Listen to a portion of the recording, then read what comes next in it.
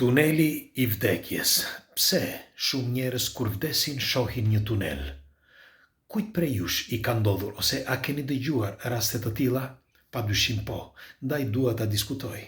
Do t'ju tregoj një histori të një shqiptari dhe pastaj do t'ju tregoj për disa fenomene të çuditshme që shkenca nuk di t'i shpjegoj dhe vazhdon ende shkenca sepse do t'ju tregoj edhe versionin e shkencës se çfarë thot shkenca dhe disa prej këtyre fenomeneve të çuditshme nuk din t'i zgjidhin dhe vazhdojnë pra të insistojnë duke thënë që këto janë vetëm impulse etj. Si gjithmonë kush është rastisht dhe nuk e ka bërë ende, bëjini like faqes dhe videos të shihemi sërish dhe ju falenderoj që jemi për herë bashkë. Ishte viti 1997. Një djalë I ri, në atë kohë ishte rreth 17-18 vjeç, shkoi me shokët, 19 vjeç ishte. Shkoi me shokët për të pirë diçka në një lokal. Nuk kishte shumë vonë, por ai kishte frikë. Në fakt, siç e tregon, unë kisha pak frikë thot edhe ndonse nuk kishte shumë vonë. Sepse vonë për ne thoshte që ishim të rinj, ishte pas orës 12, por bëhet fjalë rreth orës 9:30. Dhe shkova te ky lokal, ishin dhe 2-3 të tjerë, pra shokët tanë, që ishin në një tavolinë tjetër. Dhe pas gjysmore, një ore kështu, futen në lokal disa tipa. Ishin me maska dhe me armë edhe me hekura në përduar. Dhe na thanë që të nxinim ato që kishim, pra lekët që kishim. E mbani mend që në atë kohë 96, 95, 96, 97 kishte probleme në Shqipëri. Dhe ishte përpara trazirave të mëdha. Dhe si përfundim ky nuk kishte, se s'kishte marrë as portofoli me vete. E ka rraur e ran keq. Dhe kur rash në tokë, thot ai, unë kisha frikë të ngrija kokën, se kisha frikë se mos më qellonin me armë. Dhe njëri nga këta e qelloi nga mbrapa, me pjesën e mbrasme të një automatiku. Dhe rash pandjenja. Rash pandjenja, më morën, tha, më çuan në spital, isha komplet gjak, tha, gjithandej, sepse më rranë, tha, keq këtej, por si do qoftë kokën e kisha keq. Dhe si përfundim, tha, më mbajtë në spital, por në spital, tha, unë u futa në koma. Për një fjalë, nuk u zgjova, tha. Nga momenti që mua më ranë aty, tha, nuk u zgjova. Dhe kaloi kohë, tha. Kaluan rreth 33 ditë. Në fakt, e mbaj mend shumë mirë, tha. 33 ditë, së bashku me ditën, tha, me atë llogaritjen e ditës që unë u futa, tha, në spital. Pra, ajo 2-3 orë, tha, që u futa, sepse ishte ora 11 parafërsisht, e natës të asaj dite, pra që filloi. Dhe si përfundim, tha, u zgjova. Por si u zgjova, sepse ky është ajo që unë dua të tregoj.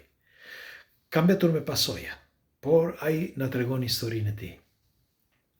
Pra, në momentin, thot, që unë shkova, pra në botën tjetër, isha në botën tjetër.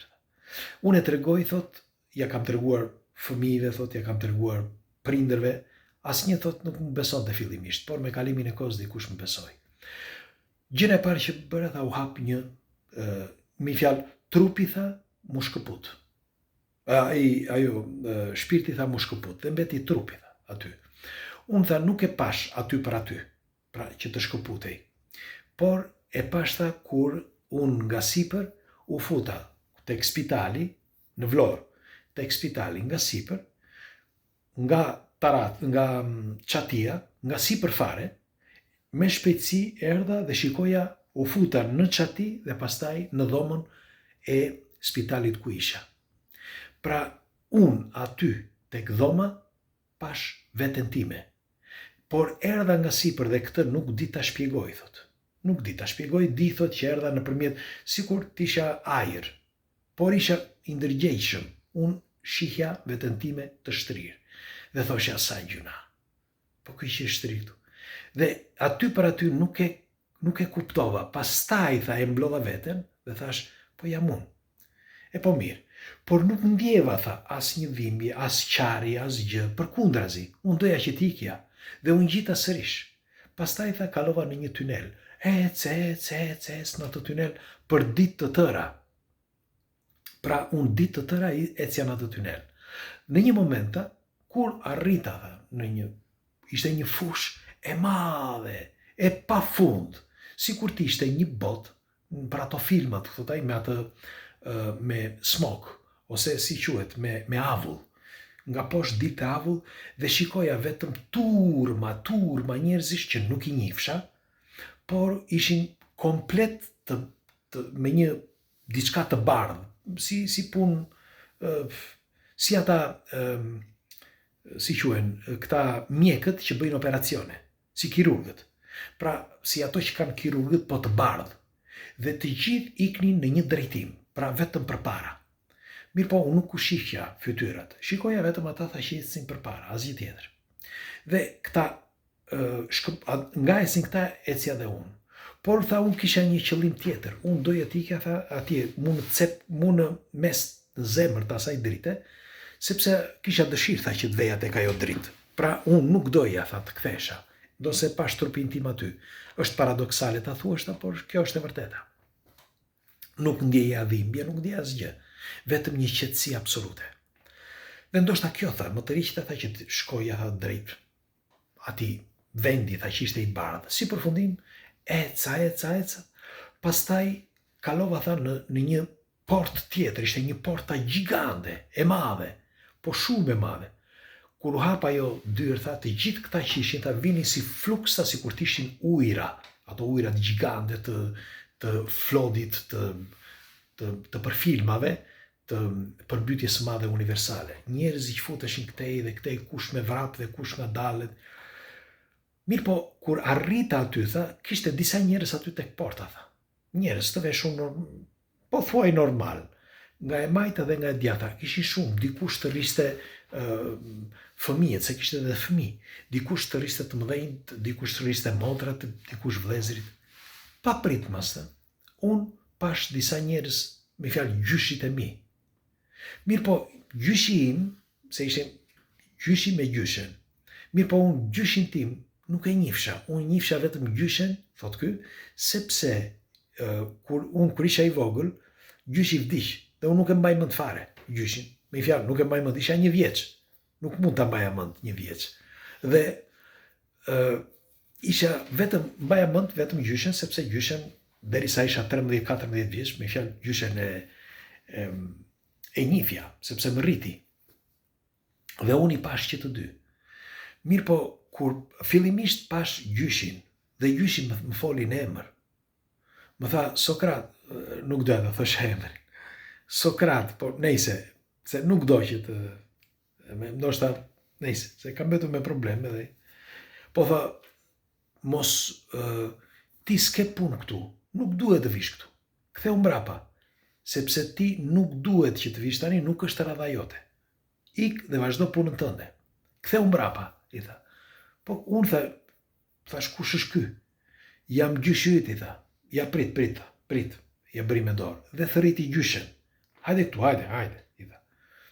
Dhe mënyrën se si fliste, shenjën që kishte, sepse kishte një shenjë, tha, kishte këtu një shenjë. Me fjalë, nga to,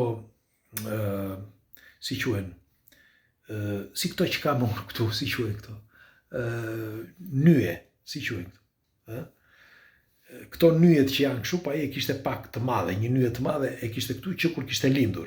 Edhe njifesh nga ajo nyje, e njifnin të gjithë. Nejse, po edhe mënyrën e të folurit, si ishte sykaltër, sepse gjyshi tha ishte sykaltër, unë aty e njoha, tha që ishte sykaltër, sepse ma kishin treguar kështu të po.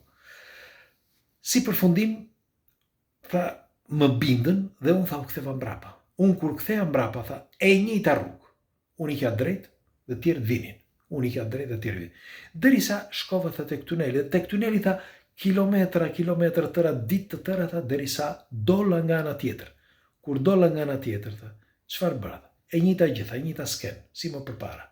Nga sipër, me një shpejtësi marramëndse që shikoja yjet andej këtej tokën që afrohesh sa më shumë kur shkoja tek toka, dhe kur arrita direkt aty. E di që duken këto si fantazi, unë po ju tregoj atë çka na thot shoku ynë. Dhe si përfundim nga sipër, siç ishte aty tek spitali, tha, nga sipër, aty nga ajo, si quhet, tavani, me fjalë nga çatia tavani, direkt tek dhoma. dhe kaq, me fjalë, shkova te krevati. Kaq mbaj mendta, por ka një gjë, sepse pikërisht pas 20 minutave, një çerekore 20 minutave, unë tha erdha në jetë. Pra u riktheva. Më kthye në jetë, kishin kaluar 33 ditë, pra një muaj e ca. Kishte kaluar një muaj që unë isha aty, tha, i shtrirë. Dhe tani pyetja është, çfarë i ndodhi këtij që ky pa atë tunelin? Okej? Të gjithë thonë që shkenca thotë që tuneli nuk është gjë tjetër veç se truri duke mos patur oksigjen funksionon me fjalë ato impulset dhe elektriciteti funksionon shumë i shpejt. Dhe këto krijojnë një vakum, dhe vakumi, sipas gjasave, krijon këtë tunelin. Po mirë, që të gjithë këta me tunel, sepse të gjithë tregojnë po thuj të njëjtën gjë. Dhe tjetra që është akoma më e rëndësishme. Unë tha kur u ktheva në jetë dhe shkova në shtëpi, u shqetësua çdo gjë, tha, pas disa muajsh a vitesh, fillova tha që të flisja për këto argumenta. Dhe tjetra është që kur fola tha që pyeta për gjyshin, ishte eksaktësisht ashtu siç e kisha parë unë. Pra, identik. Tani më thoni ju, thot ai, si është e mundur zoti Nadir, thot, që unë të shoh një njeri që ka vdekur, thot, dhe pastaj thot kur ma tregojnë, thot, që ma treguan, thot, në fotografi e puta di unë, dhe si karakter, dhe që kishte atë shenjën këtu, atë nyjen e tjerë, identik. Pra, si është e mundur, thot. Çfarë pa shumë? Tani ka dy gjëra, si thash dhe unë, dy gjëra. Një është që ndoshta atje jashtë, jo ndoshta, por atje jashtë gjendet një ndërgjegje shumë e zgjuar. Dhe ndoshta, për arsye X, për të na bërë që të qetësohemi apo mos kemi frikë etj, shfaq forma të ndryshme, energjie që themunë, ja fut kot kështu, që të mbajnë mirë. Pra, por ajo energji që të shfaq është i atij njeriu eksaktësisht i atij njeriu që është njeriu yt. Sepse nuk është hera e parë, por ka edhe me qindra raste të tjera që thonë që pash babain, shikoj nënën time të vdekur, babain të vdekur, gjyshin të vdekur, po më buzëqesh, po flet me mua, keni sa të doni, pafunde unë familjen time me qindra. Sepse mundet që koshenca ose ndërgjegja e madhe, universale, mundet që të shfaq këto energji ashtu si dëshiron ti që të mos kesh frikë. Mundet, por nga ana tjetër më bën të dyshoj. Pse më bën të dyshoj? Pse duhet ta bëj? Për çfarë arsye? Me fjalë, pse nuk duhet që të ketë frikë? Të gjithë presin. Të gjithë e din shumë i do vija ajo ditë. S'ka për frikë. Të gjithë do ta kalojnë.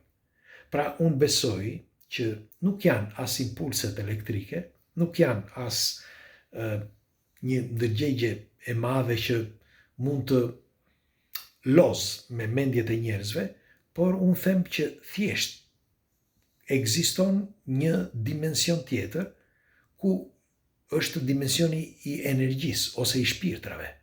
Ju, çfarë mendimi keni? E di që ndokush nga ju do thotë tani është çmendur Nadiri apo ku ta di unë. Por më bën të mendoj sepse shkenca ende sot thotë që janë impulse elektrike. Çfarë impulsesh elektrike kur ka shumë njerëz që shohin disa fytyra ose disa njerëz që nuk i kanë parë kurrë dhe i përshkruajnë në mënyrë perfekte. Atëherë, si është e mundur që i ka parë? Që ai njeri është eksaktësisht kështu dhe kur kthehet në jetë e tregon që ai njeri është perfekt në atë formë. Pra, në qoftë se nuk do të ishte e vërtet, pse duhet si është e mundur? Nëse nuk do të ishte e vërtet, si është e mundur që ai që ka vdekur të shohë diçka? Shiko, do t'i them këtë, do ta mbyllim këtu. Kam një shok, një e njoh, një që kemi bërë televizion bashk para disa viteve, dhe atij ndodhi një aksident. Nga aksidenti ai ndryshoi totalisht. Jeta e tij, ai nuk del më në televizion, tani nuk do të marrë vesh asgjë dhe ka ndryshuar totalisht jeta e tij dhe ai nuk do që t'ja di kur i thua ti për një diçka, për shkakun që mister është çdo gjë, thot ai. Dhe unë kur kam parë misterin më të madh, thot, nuk kam çfarë të them më dhe nuk ka shkenca çfarë të më thot më sepse pa shumë, thot. Unë e pash. Dhe ai pa disa hasi në disa gjëra që i ndodhen dhe në jetën reale kur unë zgjua, dhe thot janë të pakundërshtueshme. I kemi biseduar gjithë ato herë me të, pa ai më thot mos thuaj asnjë fjalë dhe unë jam e kyça gojën dhe nuk mund të them dot asgjë, por ju garantoj që i ka vërtetuar. Dhe pyetja ime është, si është e mundur? Dhe çfarë është ky tuneli? Nëse kjo është e vërtetë, gjithë kjo histori që treguam dhe të tjera akoma janë të vërteta, atëherë çfarë është ky tuneli? Si është e mundur dhe pse duhet të jetë ky tunel? Pres komentet tuaja. Si gjithmonë, kush është rastësisht dhe nuk e ka bërë ende, bëjini like faqes dhe videos, shihemi sërish dhe falenderoj që jemi për bashkë. Më falni që e them gjithmonë, por ka shpesh disa që shohin këto video, nga statistikat e kemi parë, dhe anashkalojnë. Juve nuk kushton asgjë, për ne është diferencë e madhe, sepse duke diskutuar së bashku, i afrohemi pranë së vërtetës. Ju falenderit, natën e mirë.